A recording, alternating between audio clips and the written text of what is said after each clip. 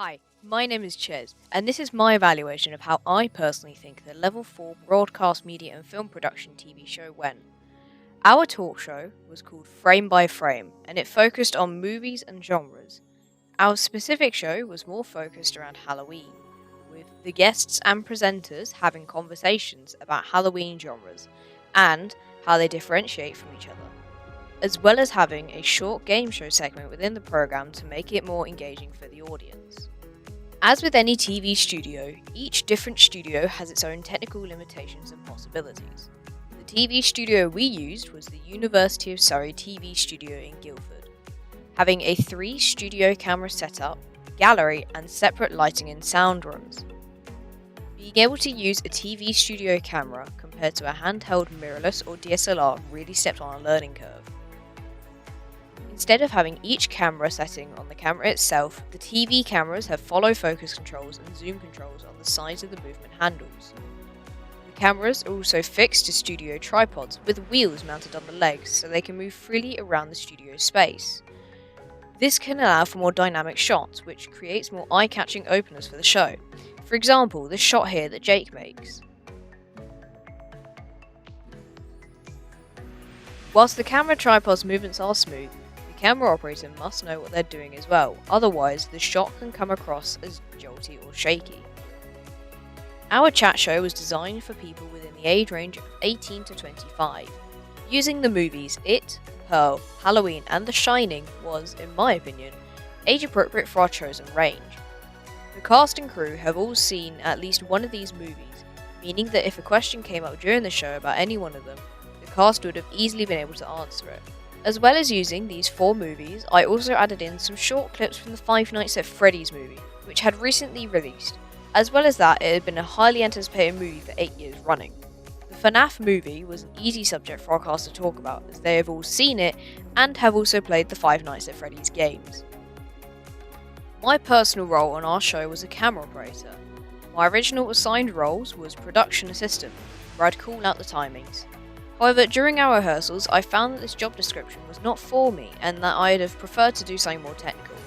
Fortunately, there was an opening for a camera operator, so I sort of rolled with Jess, who was assistant director prior, and became a camera op. My camera position was camera 3, being situated on the far left side of the studio, with my camera having the auto cue for the presenter to read.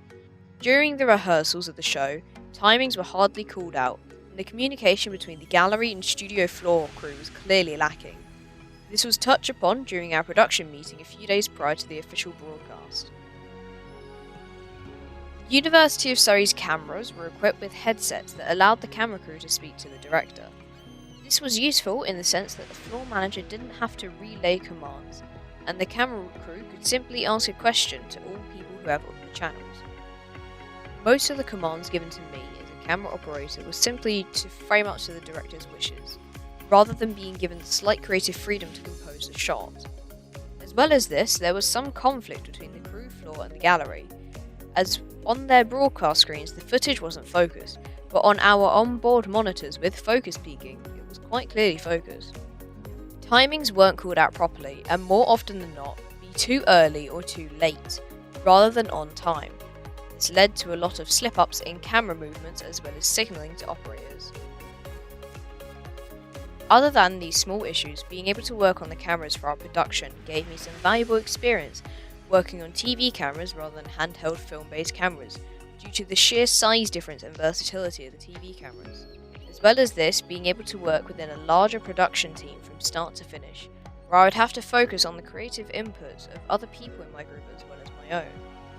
Personally, I'd say that our group didn't have as much communication as I would have preferred, as people go silent over phone chats for days when they've held vital pieces of media. As well as this, we didn't have any structure when it came to creating the VTs for our show, such as the game show VT, where the entire crew showed up for a shoot when there was only 4 people needed at minimum. There were times when the director thought that they didn't need to show up to a shoot because they weren't required, even though they were as a director. The actors within the game show VT were only aware that they were actually required for the shoot on the morning of the shoot. There was a lot of communication issues within our team as a whole, which did eventually get worked on near the end of the project, but it would have been nice to see the teamwork present from the beginning.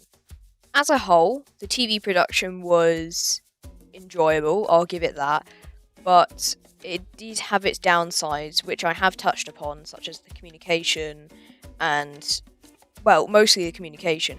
I personally ended up doing, or starting at the least, most of the VTs for the show, such as the game show VT, the trailers, and the little Max interview segment as well. I filmed the Max interview segment on my personal camera, as well as the VTs.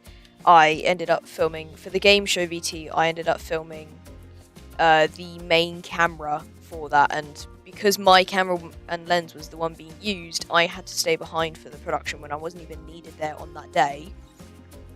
The trailers VT, that wasn't too hard to make. It was quite simply just putting the trailers from the movies straight into DaVinci Resolve and then editing those together, just doing some shortcuts, adding some little graphical layovers as well. One issue I did have with the rest of the team was about graphics.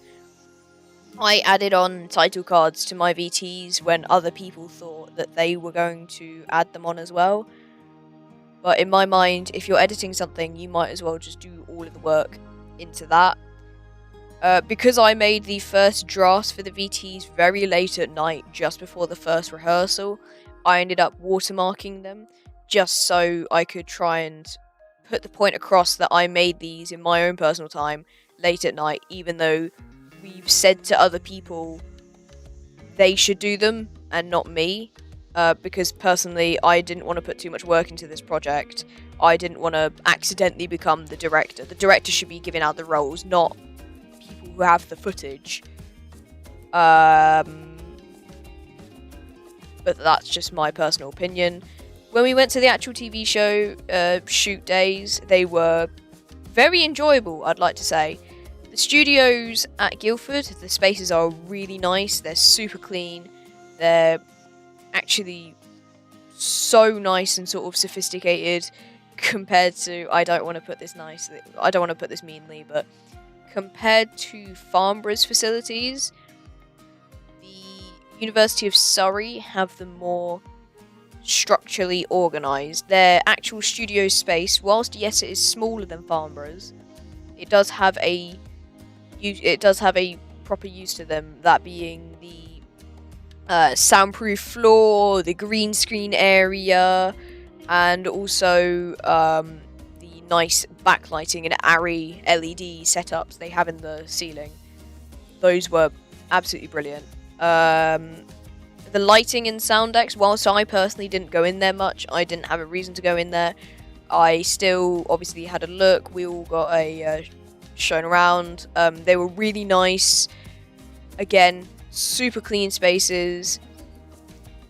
It just felt like a next level studio, even though majority of the equipment actually was on the same level as Farnborough's. I think it's just me not being in the studio for a long time is what it is. The cameras they had, they felt so smooth to operate. The being able to get on a camera and just have a pure 10 minutes to myself where I was just able to fiddle with the camera, get used to its settings, get used to the focus pulling, how to set up their monitor as well. It was actually really nice to do. It was an enjoyable project, to say the least. I did quite enjoy being able to go into a different studio space and experience how they have their whole studio set up, rather than always constantly going into Farnborough's as well. That was quite nice. Granted, we would have done it in Farnborough's regardless because of the current issues of the rack concretes that they have at Farnborough. That being the studio not being accessible to us at the moment, that's why we had to go to Guildford. And yes, whilst it was a downside, we only had 2 shoot days. We still made the most out of it. We still managed to get a decent show out of it. We still managed to get a show done and complete in the time period we had, rather than having to rush about trying to even find a studio space to begin with.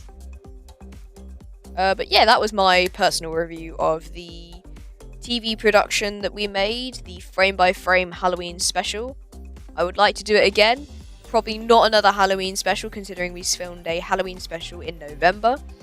But I would, regardless of that, I would love to make another episode of Frame by Frame when the time comes.